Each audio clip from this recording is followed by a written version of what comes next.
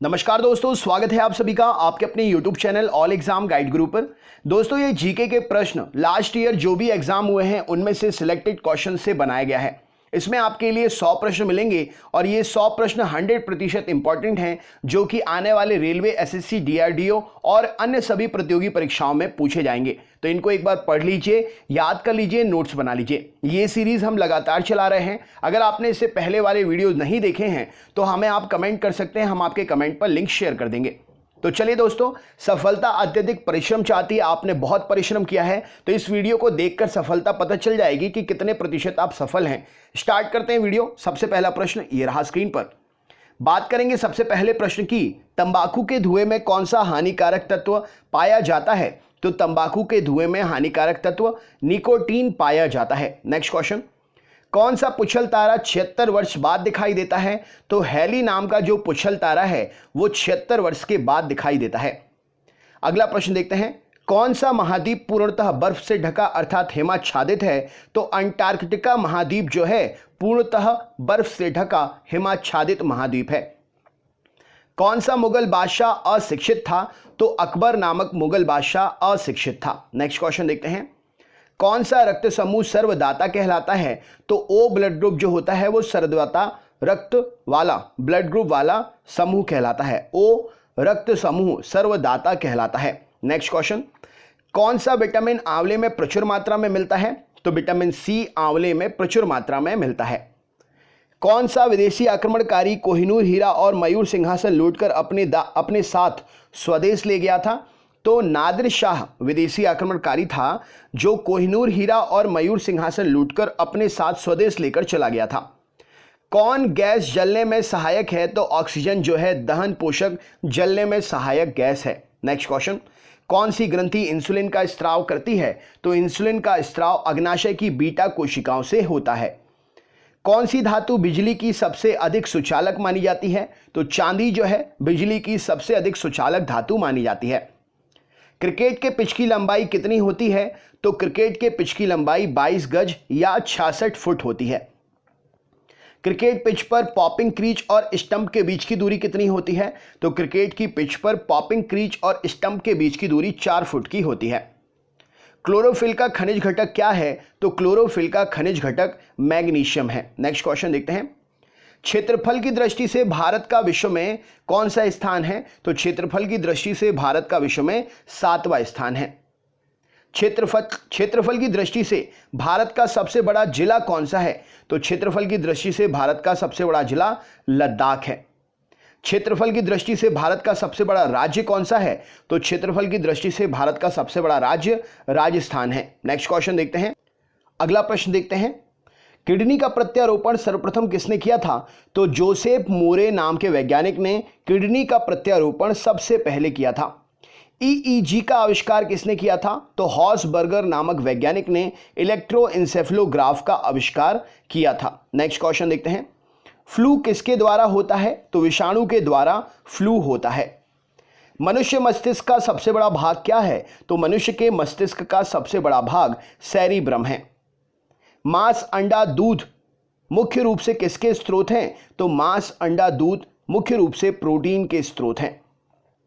प्रकाश संश्लेषण कब होता है? तो प्रकाश संश्लेषण केवल दिन में होता है। प्राकृतिक वर्ण का सिद्धांत किसने प्रतिपादित किया था? तो प्राकृतिक वर्ण का सिद्धांत डार्विन ने प्रतिपादित किया था। पौधों में प्रकाश संश्लेषण की क्रिया कहां पर होती है? तो पौधों में प्रकाश संश्लेषण की क्रिया क्लोरोप्लास्ट में होती है। वन अनुसंधान संस्थान कहां पर है? तो वन अनुसंधान संस्थान देहरादून में स्थित है। मानव यूरिन से सामान्यतः किस विटामिन का उत्सर्जन होता है? तो मानव यूरिन से सामान्यतः विटामिन सी का उत्सर्जन होता है। जब कोई व्यक्ति सोता है तो उसका रक्तचाप कैसा हो जाता है? तो जब कोई व्यक्ति सोता है तो उसका रक्तचाप घटता है।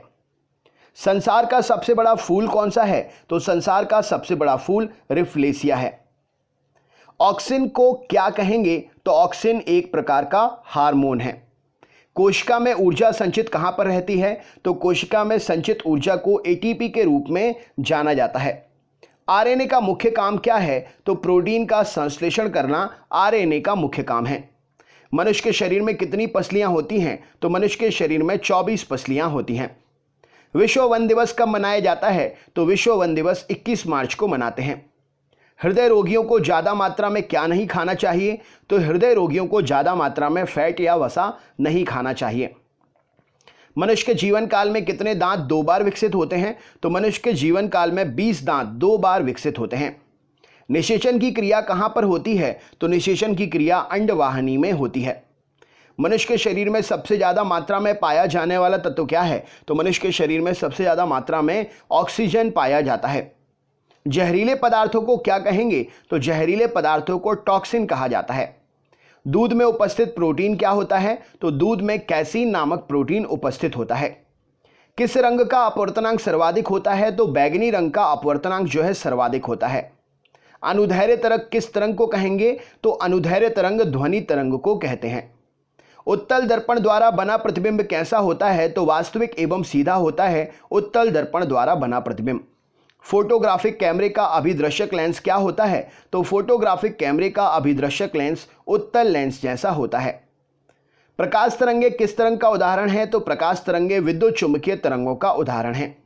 फ्यूज के पदार्थ का तापमान कैसा होना चाहिए? तो फ्यूज के पदार्थ का तापमान निम्न गलनांक वाला होना चाहिए।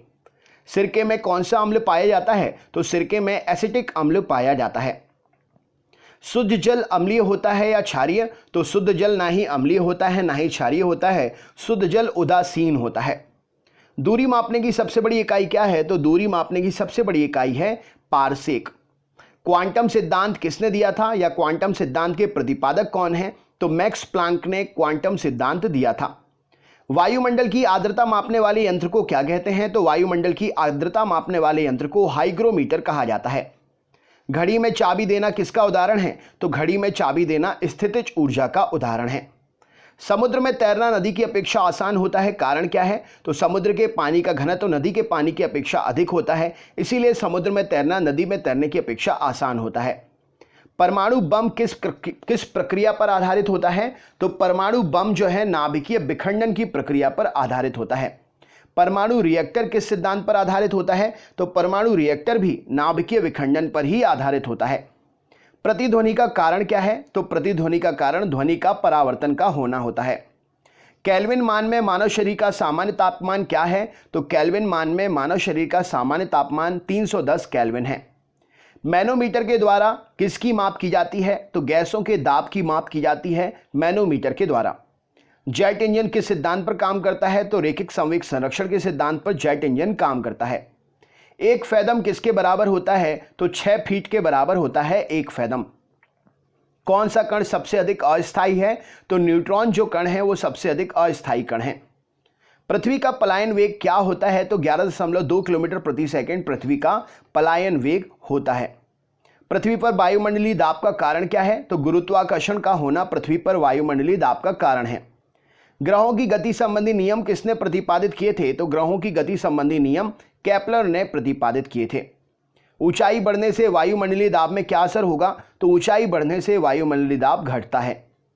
यदि एक झूले पर एक व्यक्ति के स्थान पर 2 व्यक्ति बैठ जाते हैं तो आवर्तकाल पर क्या प्रभाव पड़ेगा? तो यदि एक झूले पर एक व्यक्ति के स्थान पर 2 व्यक्ति बैठ जाते हैं तो आवर्तकाल अपरिवर्तित रहेगा। झूला झूलते समय कोई व्यक्ति झूले पर खड़ा हो जाए तो क्या होगा? तो झूला झूलते समय कोई व्यक्ति अगर झूले पर खड़ा हो जाए तो आवर्तकाल घट जाता है। एंगस्ट्रॉम से क्या मापते हैं? तो एंगस्ट्रॉम से प्रकाश का तरंगदैर्घ्य मापते हैं। प्रिज्म द्वारा किस रंग का विचलन अधिकतम होता है? तो प्रिज्म के द्वारा बैगनी रंग का विचलन जो है अधिकतम होता है। भूस्थायी उपग्रह पृथ्वी के चारों ओर चक्कर लगाता है कितने घंटे में? तो भूस्थायी उपग्रह पृथ्वी के चारों ओर 24 घंटे में चक्कर लगाता है। उच्च तापक्रम को मापने का यंत्र क्या है? तो पायरोमीटर के द्वारा उच्च तापक्रम को मापते हैं। चुंबकीय क्षेत्र को किससे मापते हैं? तो चुंबकीय क्षेत्र को फ्लेक्सोमीटर से मापते हैं। नाभिकीय रिएक्टर में ऊर्जा कैसे उत्पन्न होती है? तो नियंत्रित नाभिकीय विखंडन के द्वारा नाभिकीय रिएक्टर में जो कि बना होता है ऊर्जा उत्पन्न करने के लिए, उसमें नियंत्रित नाभिकीय विखंडन के द्वारा ऊर्जा उत्पन्न होती है। कोबाल्ट 60 क्या उत्सर्जित करता है? तो गामा किरणें कोबाल्ट 60 उत्सर्जित करता है। पॉजिट्रॉन की खोज किसने की थी? तो एंडरसन वैज्ञानिक जी ने पॉजिट्रॉन की खोज की थी। ठोस कपूर से वाष्प कपूर बनने की प्रक्रिया को क्या कहते हैं? तो ठोस कपूर से वाष्प कपूर बनने की प्रक्रिया ऊर्ध्वपातन कहलाती है। ब्रह्मांड में कौन सा तत्व सर्वाधिक मात्रा में पाया जाता है? तो हाइड्रोजन ब्रह्मांड में सर्वाधिक मात्रा में पाया जाता है। किन किरणों की भेदन क्षमता सबसे अधिक होती है? तो गामा किरणों की भेदन क्षमता सबसे अधिक होती है। द्रव बढ़ाने पर, माफ करिएगा, दाब बढ़ाने पर जल का क्वथनांक कैसा हो जाएगा? तो दाब बढ़ाने पर जल का क्वथनांक बढ़ जाता है। कुकर इसका एग्जाम्पल है। इलेक्ट्रॉन वोल्ट किसकी इकाई है? तो इलेक्ट्रॉन वोल्ट ऊर्जा की इकाई है। ऊष्मा का सर्वोत्तम चालक क्या है? तो ऊष्मा का सर्वोत्तम चालक है पारा। तत्वों का सबसे पहले वर्गीकरण किसने किया था? तो तत्वों का सबसे पहले वर्गीकरण डॉबरेनर ने किया था। तत्वों के वर्गीकरण से संबंधित त्रिक के नियम का सिद्धांत किसने दिया था? तो तत्वों के वर्गीकरण से संबंधित त्रिक के नियम का सिद्धांत डॉबरेनर जी ने दिया था। तत्वों के वर्गीकरण से संबंधित अष्टक के नियम का सिद्धांत किसने दिया था? तो तत्वों के वर्गीकरण से संबंधित अष्टक के नियम का सिद्धांत न्यूजीलैंड ने दिया था। किस वैज्ञानिक ने सर्वप्रथम आवर्त सारणी का निर्माण कराया? तो सर्वप्रथम आवर्त सारणी का निर्माण मेंडलीफ ने किया था। ज्ञानपीठ पुरस्कार प्राप्त करने वाली प्रथम महिला साहित्यकार कौन थी? तो आशापूर्णा देवी जी ज्ञानपीठ पुरस्कार प्राप्त करने वाली पहली महिला साहित्यकार थी। राष्ट्रीय युवा दिवस कब मनाते हैं? तो राष्ट्रीय युवा दिवस हर साल 12 जनवरी को मनाया जाता है। डेंगू ज्वर में कौन सा मच्छर फैलाता है डेंगू ज्वर? तो एडीज मच्छर जो है डेंगू ज्वर फैलाता है। वह प्रथम देश कौन सा है जिसमें महिलाओं को वोट देने का अधिकार दिया गया था? तो न्यूजीलैंड पहला देश है जिसमें महिलाओं को वोट देने का अधिकार दिया गया था। शारदा एक्ट किससे संबंधित है? तो शारदा एक्ट बाल विवाह से संबंधित है। प्राक्कलन समिति में कुल कितने सदस्य होते हैं? तो प्राक्कलन समिति में 30 सदस्य होते हैं। सबसे पहले ज्ञानपीठ से सम्मानित व्यक्ति कौन थे? तो जी शंकर कुरूप, जो कि 1965 में ज्ञानपीठ से सम्मानित हुए थे। सबसे पहले ज्ञानपीठ से सम्मानित होने वाले व्यक्ति थे। खाद्य पदार्थों का संरक्षण कौन से अम्ल के द्वारा होता है? तो खाद्य पदार्थों का संरक्षण बेंजोइक अम्ल के द्वारा किया जाता है। राष्ट्रीय ध्वज की डिजाइन किसने बनाई थी? तो पिंगली वेंकैया जी ने राष्ट्रीय ध्वज की डिजाइन बनाई थी। कर्मचारी राज्य बीमा योजना कौन से सन में प्रारंभ हुई थी? तो कर्मचारी राज्य बीमा योजना 1952 में 1952 में प्रारंभ हुई थी।